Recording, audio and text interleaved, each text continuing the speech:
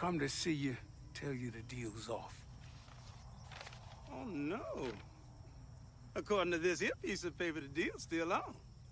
You can tear that up and give me some peace. Why on earth would I want to do that? Now, you sloughed up on your end of things. I didn't end up where I wanted. I didn't end up with nothing. Didn't get nothing. You got what you were supposed to get, Blues Man. Ain't nothing ever as good as we want it to be. But that ain't no reason to break a deal. Of course, you had something to offer me. I got a couple of $100. Ain't interested in your money, you know that. How about cutting heads? Oh, I get it. You want some kind of contest, huh? You're a real smart boy, ain't you? Well, smart boy, I got a big white fella from Memphis made a deal with me a few years back. Real good guitar player named Jack Butler. Cuts heads every Saturday night, yes, sir. He discourages a lot of up-and-coming boys. Yeah, but Willie doesn't even play guitar. Oh, yeah, forgot that. Ain't that too bad? Guess there ain't much hope at all for Willie Brown.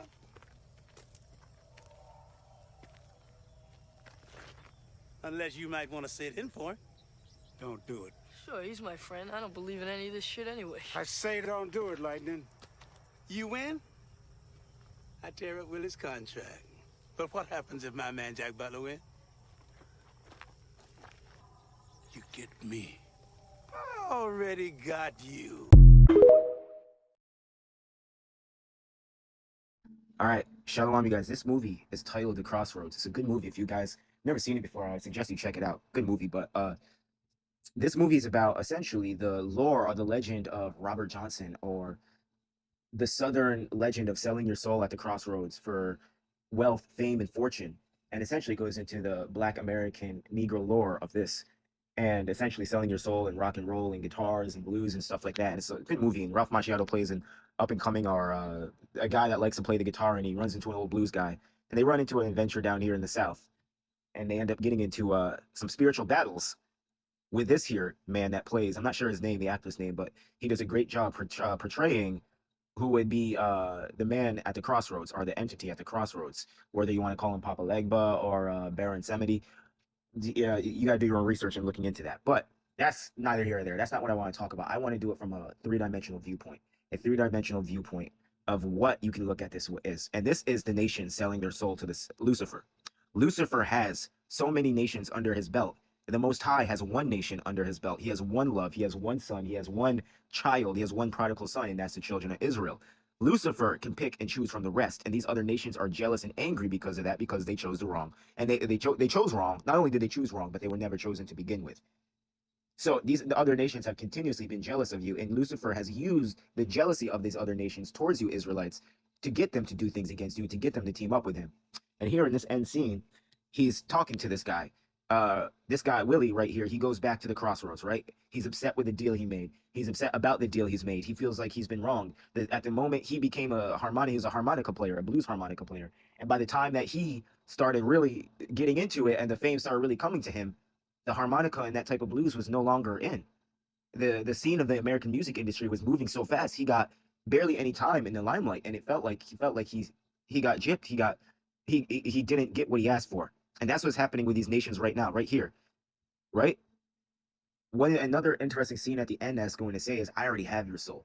This dude saying, Willie's talking about, oh, I didn't get what I was supposed to get. That's what the white man's saying. That's what all the other nations, that's what the Canaanites are saying. That's what the white Americans are saying. That's what the Latinos are saying. That's what the Asians are saying. That's what the Hamites are saying. All these other nations are looking at Lucifer and telling him right here, this guy, I didn't get nothing. I didn't get what I asked for. I didn't get anything that you told me I was going to get. You told me if I teamed up with you, you told me if I slaughtered all these Israelites, you told me if I stole their identity, you told me if I took their lands, you told me if I went into their mouths and buried their history, you told me if I teamed up with all these other nations, my little group here that's under you, we would get all this. We would rule the world. That if we got rid of the name of the God of the Bible, that he would just essentially give up this planet to us and just be like, this place is done for. Let me never come back, and let me just leave it to these guys. And that's not true. He's looking at you're looking at the contract. You're handing it back over to Lucifer and saying these Israelites never fell asleep really.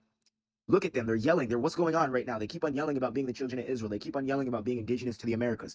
I didn't get my end of the deal. They've never given me peace. I've never had peace. They've always been better at us. They've still been faster and stronger than us. My women and my children still obsess over them and their music. The second a black man gets up on stage and yodels half a tune, my wife's clothes are off and she's dancing like a freak in the field. My son comes home and he dances like them. He talks like them. Everywhere we've gone, we've had to go overboard and we've had to work 10 times harder to suppress them and to be portrayed as better than them. We've never gotten truly a minute of peace. We've never truly gotten that blessing we were promised. The Israelites never fell asleep. The Israelites were always, there's always a remnant of them still awake. There was always a remnant of black Americans still claiming they're indigenous. And right now it's overboard. Right now, everyone, they're awake in full force. There's nothing we can do. What's going on? And he's saying, ain't that too bad? Ain't that too bad? There's no hope for you, Caucasian man. That's too bad, isn't it? That's too bad. Oh, that's too bad. You shouldn't have signed that deal with me then. Oh, I just told you to do it. I warned you. I warned you. And right here, guess this, what he's going to say at the end. Daniel, or no, not Daniel, that's Karate Kid's name. Right here, this kid wants to offer his soul for Willie's soul. Look at, I already got you. Willie's like, don't do it. Don't do it. No, don't sell your soul.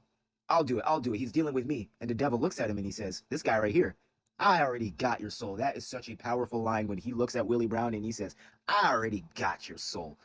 That's what he's saying to these other nations. Shut up, white man. So what are you talking about? I already got your soul. I don't want your soul. I want the Israelite soul. Lucifer's plan in these end days, when the Most High cracks those clouds open, he wants every nation of people to be holding hands with him, screaming and cursing at the Most High when he comes through his cloud, saying, we don't want your savior. We don't want your plan. We don't want your laws. We don't want the Israelites. We don't want the Judah. We don't want Judah. We don't want salvation. We don't want your salvation plan. We want Lucifer's plan. We want Lucifer's food. We want Lucifer's drugs. We want Lucifer's medicine. We want Lucifer's religions. We want Lucifer's way of life. We want all his plans. We don't want yours. That's what Lucifer's plan is. And that's what he wants when the Most High cracks those clouds open. And he understands through prophecy the Israelites are the only group in the end days who's going to be splitting from that and start pulling out towards the end and denying everything that he's pushing. And this is what's happening right now. This is a great comparison to what's happening right now.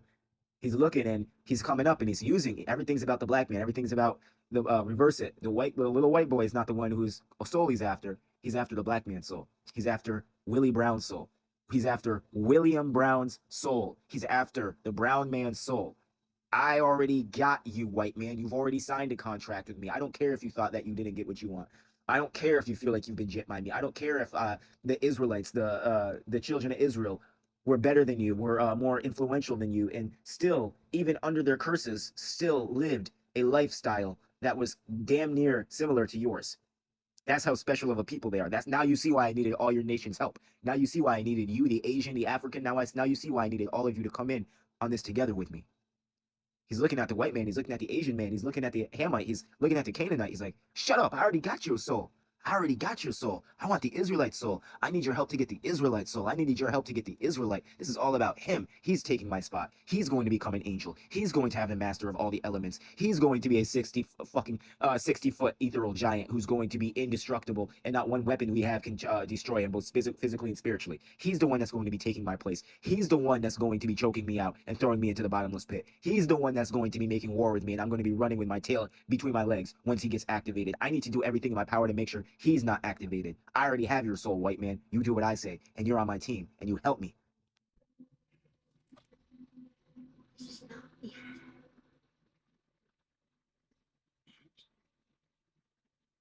This is not the end, my most faithful servant. I am the one you worship in your heart.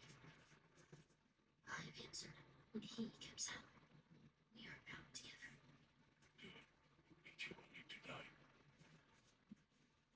Now, this is from the TV show Them. It's kind of like an American Horror Story, but for black people.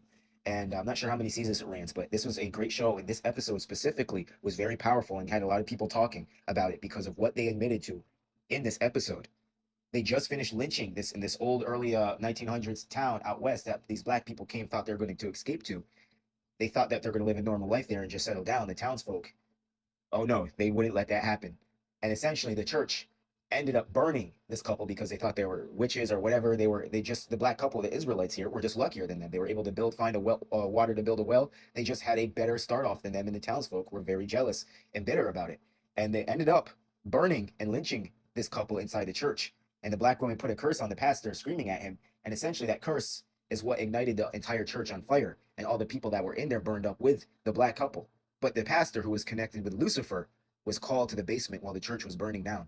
While the church was burning and he was in a trance, something called him to the basement while the church was on fire. And he met his God down there. He met his power down in the basement of that church. Church basements don't really have the best reputation for things that go on there. Many victims are made in the basement of a church, so that alludes to that right there too. But keep on going. And essentially, what did that child who appeared? It was a devil. Lucifer appears as a child and an old man, just like their white Jesus does. Their white Jesus appears as a child and an old man. And what did he tell them? We're bound together. When the God of the Israelites doesn't answer you, when the God of Israel didn't answer you, the God of all creation chose them over you. I'm the one that answers you. I'm the one that was there for you. I'm the one that was bound to you. I'm the one that you're bound to. I am your God. I am the one who answers your prayers. I am the one who gives you your blessings, not their God. He doesn't answer to you. Pray to triumph over death, and so it shall be.